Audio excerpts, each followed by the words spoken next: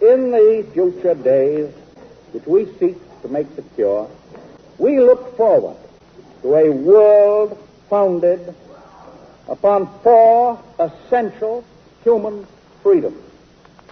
First, freedom of speech and expression everywhere in the world. Second, freedom of every person to worship God in his own way everywhere in the world.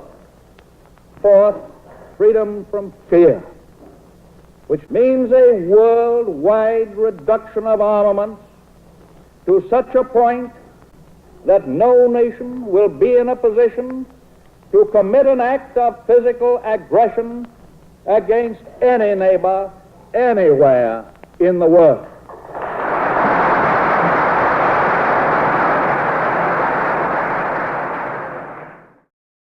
(1945) Ba Dinh Square. Ho Chi Minh proclaims Vietnam an independent country after 67 years of French colonial rule. Although Vietnam was proclaimed to be free, it had to endure 9 more years of conflict and revolution before finally becoming unshackled from its French chains. These tumultuous years consisted of the First Indochina War, initially a Franco-Vietnamese conflict which eventually turned the Vietnamese against each other. By 1954, near the end of the war, both sides were heavily embattled with no clear resolution in sight. They settled for a diplomatic compromise at the Geneva Conference. After intense debate with the North Vietnamese, the following settlements were reached. Vietnam would be divided at the 17th parallel into 2 sides. All military forces would retreat to their own side and honor a ceasefire. After 2 years, Vietnam would hold a reunifying election to determine which side would lead the United Nation. In the meantime, the north side would be controlled by Ho Chi Minh, and the south side would be controlled by the French-backed Vietnamese Emperor Bao Dai.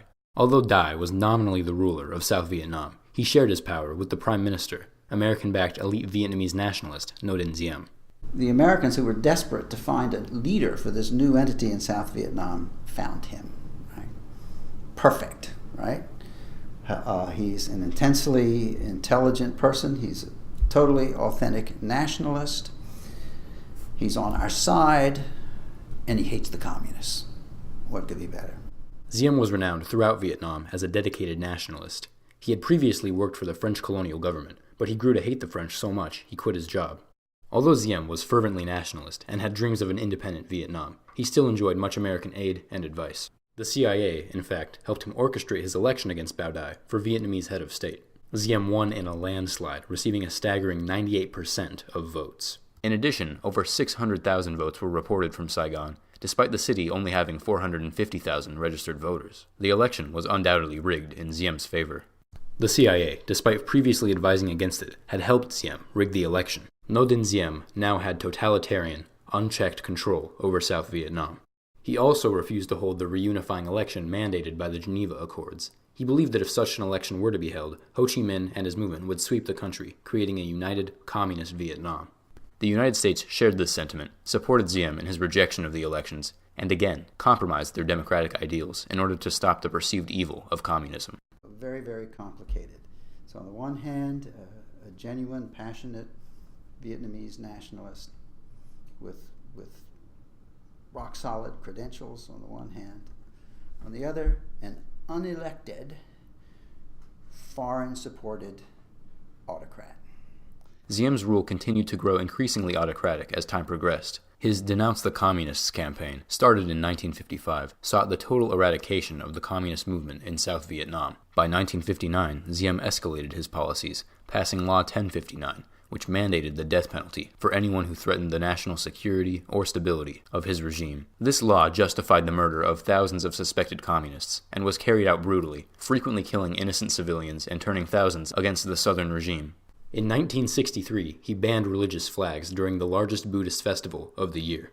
Diem, being an elite Catholic, had a history of preferential treatment for other elite Catholic Vietnamese, which greatly alienated the Buddhist majority in his country. This latest discriminatory measure was met with sizable protests from Buddhists. Many participated in hunger strikes and rallies. Diem's police responded to these protests brutally, in one case, forcefully removing monks from a peaceful sit-in by pouring battery acid onto their heads. Although Diem was brutal in his policies, Americans at home were quick to support him, lending nearly $300 million to his regime annually. Many American politicians determined that it was more important to take a strong stance against communism than to stand up against an unpopular, undemocratic overseas regime. They compromised their ideals of democracy for Cold War ideals. After all, few matched Diem's ability to suppress and eliminate communist insurgencies. His savage yet effective policies even earned him the nickname America's Miracle Man in Vietnam. Although the southern regime was undoubtedly autocratic, the north at this time was not much better. North Vietnam was led by the Vietnamese Workers' Party under Ho Chi Minh. The north, much like the south, was essentially a police state with little to no free press nor free speech. All media passed through the filter of the party. Ho had a history of using communist death squads to put down dissenters, in policies not unlike those of Ngo Dinh Diem. Despite his oppression, however, Ho still retained a larger popular following than Diem, in large part due to economic reforms he implemented, which benefited a substantial number of rural Vietnamese. In the colonial Vietnamese system, established under the French, peasants paid high rents to a local landlord and kept little of their own rice. North Vietnamese land reform programs, often through violence, seized land from these landlords and redistributed it amongst peasants. Many peasants received their own parcels of land, and those who didn't enjoyed far lower taxes and rents under the new Viet Minh administration. The Viet Minh would often use these taxes and rents to buy back goods and services from the peasants who lived under their domain. Although land reform programs largely relied on the violent execution of Vietnamese landlords, and too often mislabeled innocent peasants as landowners themselves, they remained highly popular amongst most Vietnamese farmers and became a large part of the reason for Ho's wide support base amongst rural Vietnamese. In contrast, South Vietnamese officials often alienated rural Vietnamese through programs of involuntary relocation. These programs forced Vietnamese peasants, often at gunpoint, to move from their rural homes into densely populated and poorly constructed hamlets where they could be protected from communists. The conditions in these hamlets were so bad that they more often drew comparison to concentration camps than protective havens. Hamlets allowed the South Vietnamese government to maintain heavy surveillance over rural Vietnamese and made the distribution of pro-South propaganda easy. Ironically, living conditions in the South Vietnamese hamlets were so poor that they often actually facilitated communist recruitment. Meanwhile, urban South Vietnamese were growing equally disenfranchised, and the continuing Buddhist rebellion in South Vietnam reached its peak in June of 1963, when, in the middle of a busy intersection, Buddhist monk Thich Van Duc burned himself alive to protest his oppressive government. The act was broadcasted worldwide and was seared in the collective consciousness of free nations everywhere. By this point, President John F. Kennedy determined that Diem caused too much bad press to support and orchestrated a CIA-supported coup, which assassinated Diem later that year. They started with me on Jim, you remember. He was corrupt and he ought to be killed. So we killed him. We all got together and got a goddamn bunch of thugs and we went in and assassinated him. Now, we really had no political stability since then. After Diem's assassination, the country plunged into near anarchy as no coherent government rose to fill the power vacuum left by him. The North Vietnamese viewed this chaotic transition period as a prime opportunity to attack the South at their weakest, and began military strikes attempting to reunify Vietnam under communist control. President Lyndon B. Johnson responded to these hostilities by sending thousands of young American men to fight against communism in the region. At this point, the American-Vietnam War had begun.